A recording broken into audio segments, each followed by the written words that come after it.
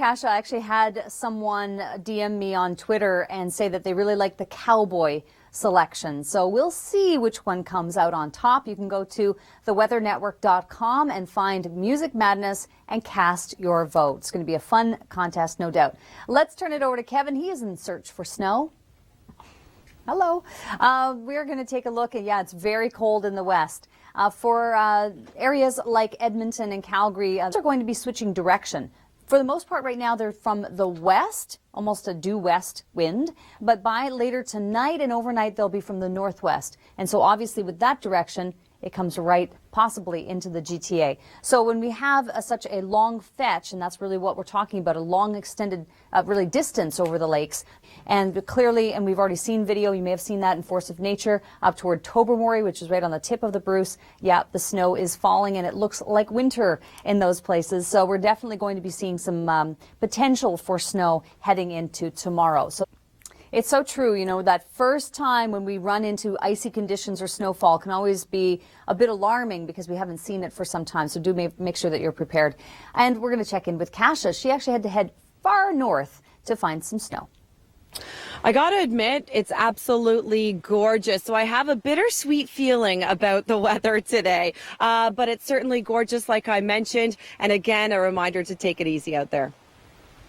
Ladies, you and I are going to have a discussion with Kasha to find out where she got that jacket. We'll work on that. Snow squall watches and warnings are in place. So fashionable. Love the hood. We do have watches and warnings in place for the snow, but it's all north of Toronto for the time being because the winds are from the west. And that's why those areas are affected by the excessive amounts of snow. But once we get into the overnight, that's when the winds will shift direction into more of a northwesterly. And so in the GTA, we will have a better chance of picking up some snow showers overnight and tomorrow. And we have seen some snow, of course, across the south and the northeast of the province as of late. Let's go up to, and we're going to go to Kevin right now, though, and check in Hamilton, see whether any of those snowflakes have made their way down toward Hamilton. Absolutely.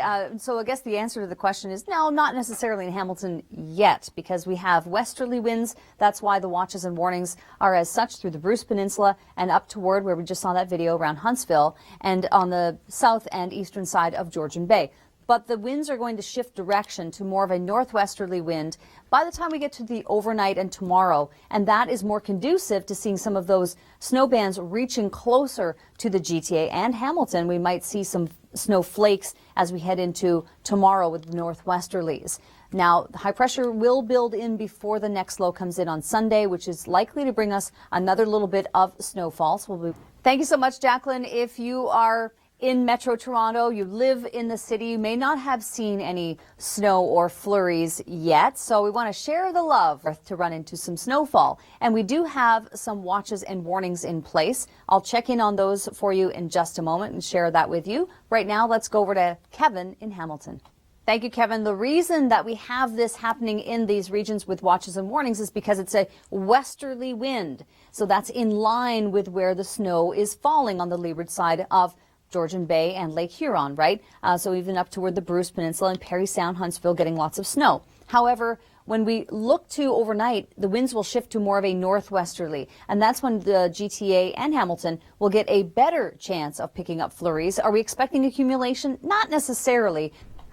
Thank you so much for that, Kim. And we have some snowfall that we are dealing with in some parts of southern Ontario, not necessarily yet in the GTA. Let's go to where the snow is, and that's where we find Kasha.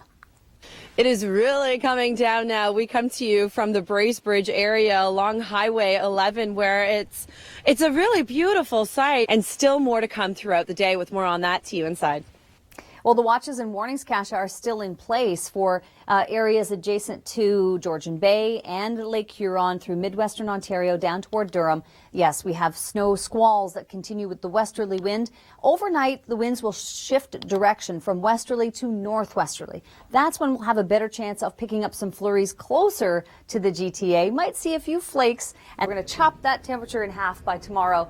And we have rain on the way for Atlantic Canada as well. So thanks for being here. Cheryl and Chris with you. Let's get to the rainfall totals. This is through tomorrow. Then it's not all going to be rain. There's going to be a rain and some mixing. So along the shores, up to 25 millimeters of rain. And then it really starts to get tricky. Through the duration of this whole event. Where's it coming from? Well, Cheryl, you're going to need to talk about this one because I'm going to walk off camera by showing this area of low pressure.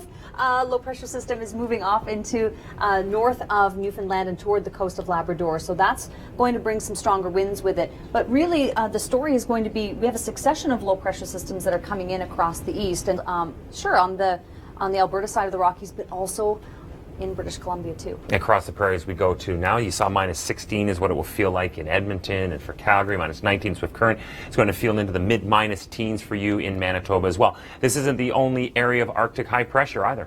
Yeah, you know what? We're going to have some more things coming up, including which cities in November saw temperatures that were in the minus 30s. So we'll have that coming up. Stay with us.